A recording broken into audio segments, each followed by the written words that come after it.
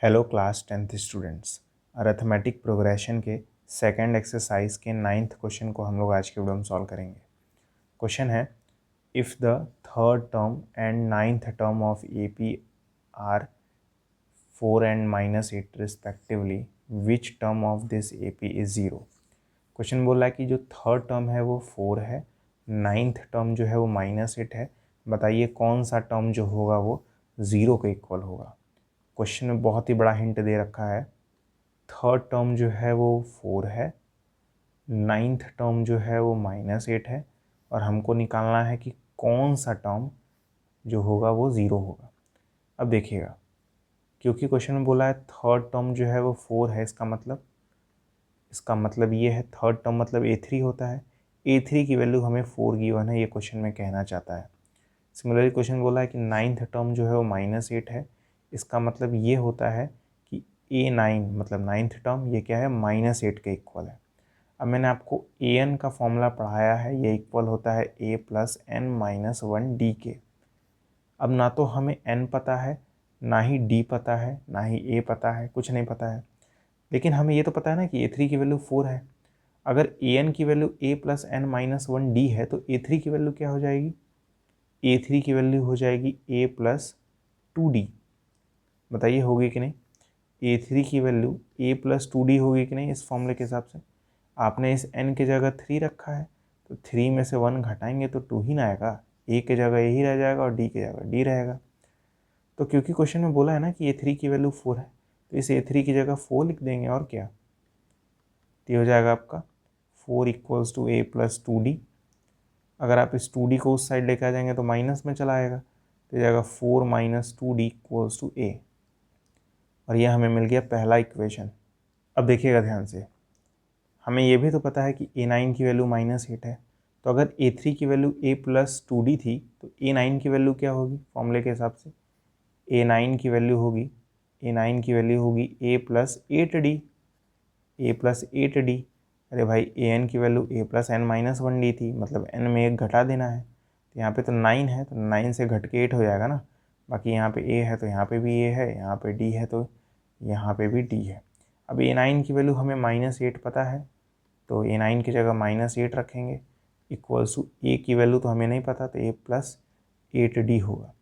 अब देखिए -8 equals to, हम लोगों ने ऑलरेडी a का वैल्यू निकाला है जो कि 4 - 2d के इक्वल था।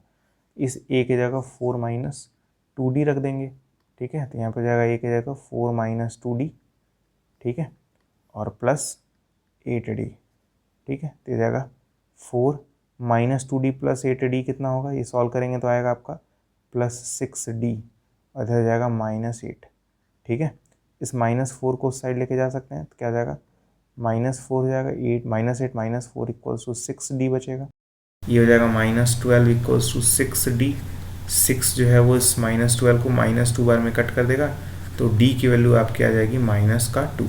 तो d की भी वैल्यू आ गई, a की भी वैल्यू आ जाएगी फिर, है ना। कैसे आएगी देखिएगा, 4 की जगह 4 रखेंगे, -2, d की जगह मैं रख दूंगा -2, क्योंकि d की वैल्यू क्या आई है, -2 आई है, ठीक है। इक्वल्स टू a, d की जगह मैंने -2 रख दिया, ठीक है, सिंपल। तो जाएगा 4 -2 को जब -2 से मल्टीप्लाई करेंगे तो 4 आएगा, तो a की वैल्यू आपकी हो जाएगी 8। आपको मिल गई a की वैल्यू 8। क्वेश्चन में ये थोड़ी नहीं पूछा था कि a की वैल्यू क्या है, d की वैल्यू क्या है। क्वेश्चन में पूछा था कि कौन सा टर्म जो होगा वो ज़ीरो होगा। तो मैं मान लेता हूँ कि nth term is zero, nth term is zero, ऐसा मैं मान ले रहा हूँ। Let nth term is zero, और अगर nth टर्म ज़ीरो है मतलब इसका an वैल्यू ज़ीरो है, an ही तो nth टर्म होता है। तो अगर nth टर्म ज़ीरो मान ले रहा हूँ मैं, तो an की वैल्यू ज़ीरो होगी, ठीक है। और अभी मैंने आपको an का फॉर्मूला यहाँ पे पढ़ाया था, ठीक है। an का फॉर्मूला क्या था, an का फॉर्मूला था a + n-1d। और अभी आपने देखा है कि an की वैल्यू तो ज़ीरो है, तो इस an की जगह मैं ज़ीरो रखूँगा, तो जाएगा 0।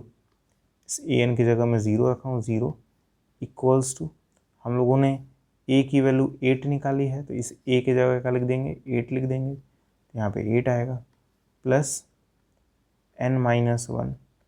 हम लोगों ने d का भी वैल्यू निकाला था, d का वैल्यू आया था -2, इस डी की जगह हम लोग -2 रख देंगे, तो यहाँ पे -2 हो जाएगा, सिंपल। अंदर मल्टीप्लाई करेंगे तो 0 = 8, -2 जब n में मल्टीप्लाई होगा तो -2n आएगा, -2 जब -1 मल्टीप्लाई होगा तो +2 आएगा।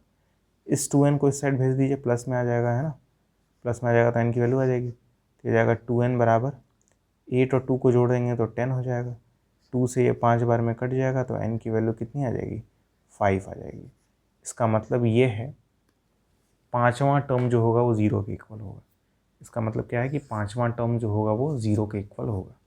ठीक है, उम्मीद करता हूँ आपको ये क्वेश्चन समझ में आया होगा। अगर समझ में आया है ना तो कमेंट बॉक्स में 8वां टर्म निकाल के दिखाइएगा। कमेंट बॉक्स में बताइएगा कि इस क्वेश्चन के अनुसार 8वां टर्म क्या है, 8th टर्म क्या है। अगर आपको वीडियो पसंद आया हो तो लाइक जरूर करिएगा। आज के वीडियो में इतना ही, मिलते हैं अगले वीडियो में, तब तक के लिए गुड बाय।